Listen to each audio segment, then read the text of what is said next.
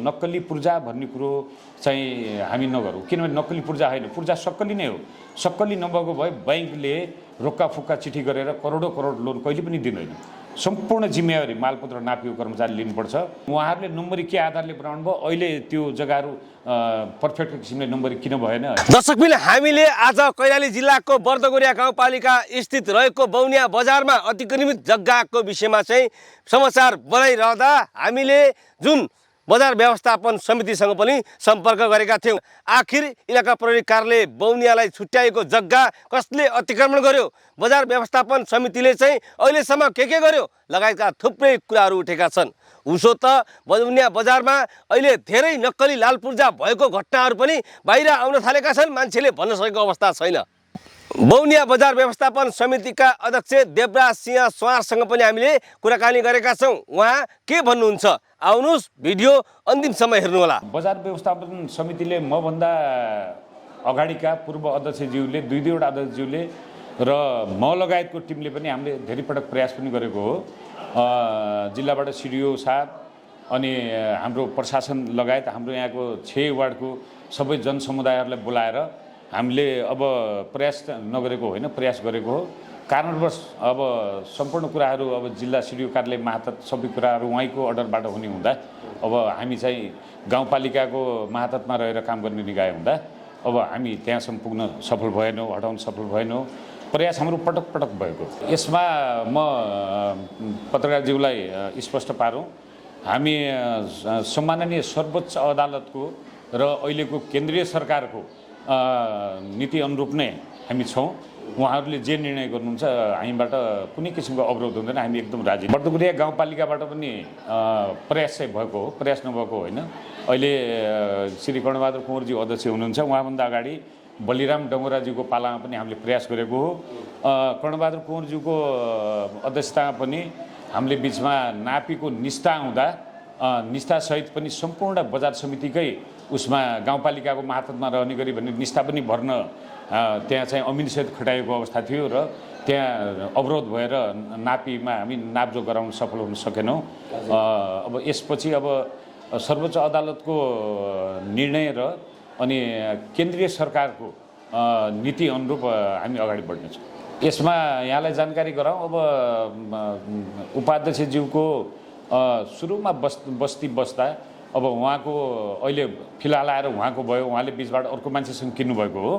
उहाँ किन्ने मान्छेहरू सुरुमा अब 2040 सालको बही आइसकेपछि बटनपुर, चौकुर्जी अनि तलतिरको हाम्रो तलतिरको सत्यनारायणपुरतिरको मान्छेहरू डुबानमा परेर एउटा ठुलो हुल यहाँ बौनिया आइपुग्यो। अनि जहाँ जता पर्तीहरू 7 नम्बर पर्ती कुना कन्द्रा जहाँ छन् उहाँहरू आएर बस्नुभयो। जसले जति अगोट्यो त्यतिखेर को अब राज्यले हेर्नु पर्थ्यो। तपाईँको त्यतिखेर अवस्था चाहिँ अलि अप्ठ्यारो नै थियो। यो प्रतिनिधि नभएको अवस्था पनि थियो। एउटा सचिवज्यूले सानो तिनो गरेर जोहो गरेर गाउँघर चलाइरहेको अवस्था थियो। अनि त्यतिखेर उहाँहरू बस्नुभयो। कसले कति अगोट्यो, कसले 2-4 कट्ठा अगोटेको हुँदो हो। उहाँले उपाध्यक्षज्यूले पनि अब त्यसै बिचबाट कोसँग किन्नुभयो होइन, मैले किनेर बसेको भन्ने कुरा उहाँहरूको कुरो सुनिन्छ। अब बेच्ने मान्छेको हो, त्यो त यथार्थ सम्पूर्ण कुराहरू हेऱ्यो भने यथार्थमा आउला कुरा। अब यो जिल्ला प्रशासन कार्यालय र स्थानीय सरकारले सर्वोच्च अदालत र यो अहिलेको केन्द्रीय सरकारको नीति अनुरूप हिँड्यो भने अब काठमाडौँतिर हामीले देखिराखेका छौँ ठुलो बस्तीहरू खाली भएको देखिराखेका छ। त त्यसको बस्ती खाली गर्नुको विकल्प त्यसमा सुकुम्बासीहरू पनि छ। मैले यहाँलाई जानकारी गराएँ, लगभग 40 वर्ष अगाडिदेखि बसेको बस्ती पनि छ कुनामा। अनि उहाँहरूलाई अब त्यहाँबाट उठायो भने कहाँ राख्ने, के गर्ने, कतातिर व्यवस्थापन गर्ने भन्ने कुरा राज्यले व्यवस्थापन गरेर अनि चाहिँ सार्वजनिक जग्गा हटाउँदा उचित होला जस्तो हामीले अनुभव गरेका छौँ। अब यो त रह्यो प्रहरी चौकीको नाममा छुट्याइएको जमिनका विषयमा। अब यस्तै समस्या अहिले विद्यालयको जमिनमा पनि उत्पन्न भएको छ। त्यस्तै अर्को ठाउँमा पनि यस्तै खालको समस्याहरू आएका छन्। के छ अहिले तत्कालीन अवस्थामा बजारसँगै जोडिएको इलाका प्रहरी कार्यालय बौनियाको जुन जग्गा अतिक्रमणको विषय छ, यो मात्रै खाली हुन्छ कि अन्य ठाउँमा पनि खाली हुन्छ? होइन, अब यसमा व्यक्ति कसले कति अगोटेको छ, व्यक्तिले फेरि अगोटेको छ भने सङ्घ संस्थाको जग्गाहरू छोड्नुपर्ने नै हुन्छ। राज्यको कानुनभन्दा बलियो कोही पनि हुँदैन। राज्यले क्राइटेरिया देखाउला, यसमा हाम्रो साना किसान यो ग्रामीण विकास बैङ्कको छ, अनि यो एउटा कुइरेनाला भन्ने पर्छ होइन, अनि त्यस्तै बसन्त मुरारीको स्कुललाई नामाकरण गरेको जमिनहरू पनि मिचिएको होला, अनि यो चौकीको मिचिएको अब सबै यहाँहरूलाई सर्वत्र जानकारी छ। हामीले सर्वोच्चसम्म गएर 50 पेशी लडेर मुद्दा जितेर ल्याएको अवस्था छ।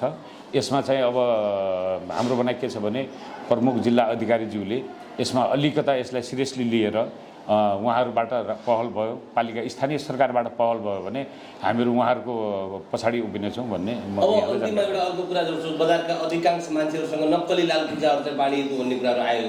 तपाईँ यहाँ बजार व्यवस्थापन समितिको अध्यक्ष हुनुहुन्छ, यो अध्यक्ष हुँदै गर्दा तपाईँ चाहिँ नक्कली लाल पूजाका विषयमा चाहिँ के भन्नुहुन्छ? धन्यवाद, यो प्रश्न गर्नुभयो। यो यसको तपाईँले प्रश्न नगरे पनि म यसको बारेमा यहाँहरूलाई प्रश्न पार्ने मेरो इच्छा नै थियो। यसलाई अब नक्कली लाल पूजा भन्न चाहिँ मिल्दैन, किनभने हामीले सुरुमा यहाँको मान्छेहरूले जतिले बनाए जुन अध्यक्षको पालामा बन्यो होइन, अनि यहाँका पदाधिकारीहरू, कोषाध्यक्ष होला, महासचिव होला, सचिव होला, उहाँहरूले पहल गरेर प्रत्यक्ष टिकापुरको तपाईँको नापी र मालपोत कार्यालयसँग पहल गरेर पूर्जा राजस्व त्यहाँ बुझाएर नि पूर्जा ल्याएको हो।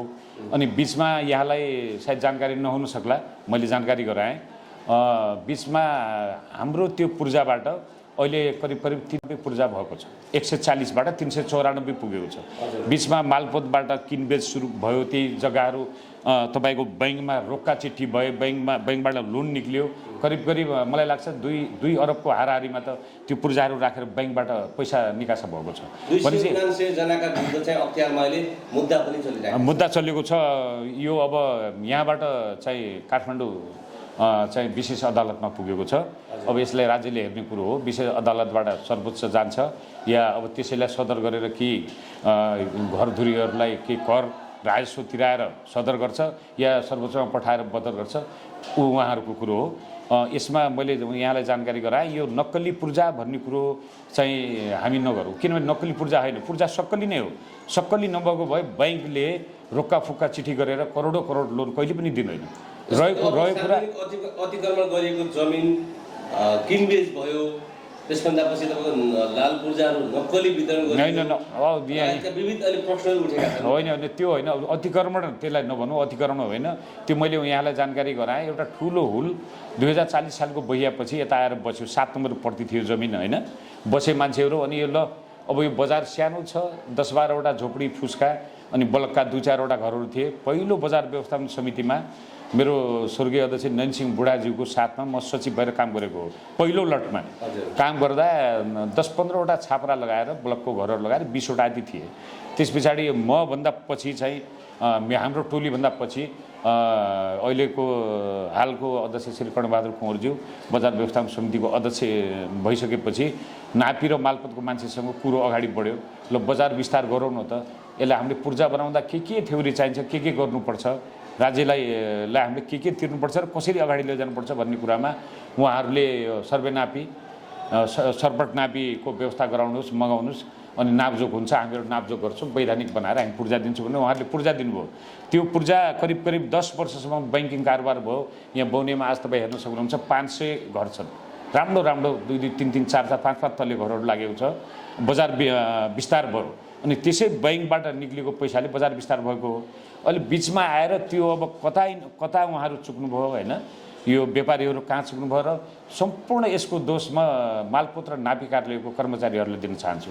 हामी त बजारबाट पर्तीलाई भोलिको दिनमा मेरो पनि पर्ती होला एकट्ठा, ल नम्बरी बनाइदिनुहोस् हजुर भन्ने हामी आग्रह गरौँला, निवेदन दिउँला। त उहाँहरूले नम्बरी के आधारले बनाउनु भयो, अहिले त्यो जग्गाहरू पर्फेक्ट किसिमले नम्बरी किन भएन होइन।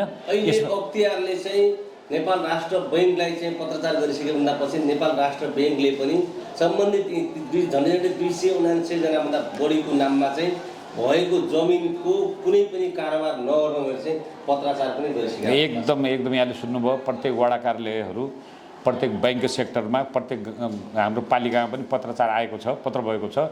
तर यसमा हामीले दोषी देख्दा, म त त्यतिखेर कार्यकालमा थिएन होइन, तर स्पष्ट देख्दा मान्छेसँग 2 कट्ठा प्रति भए पनि नम्बरियोस् भन्ने जसको पनि चाहना हुन्छ उहाँहरूले निवेदन दियो नापी र मालपोतको त्यतिखेरको कर्मचारी को हुन् होइन कसरी उहाँहरूले त्यो पूर्जा दियो र अनि त्यस पछाडि लोनको माग गर्दा कसरी पैसा बैंकबाट निकासा भयो सम्पूर्ण जिम्मेवारी मालपोत र नापीको कर्मचारी लिनुपर्छ यसमा मेरो भनाइ त्यही छ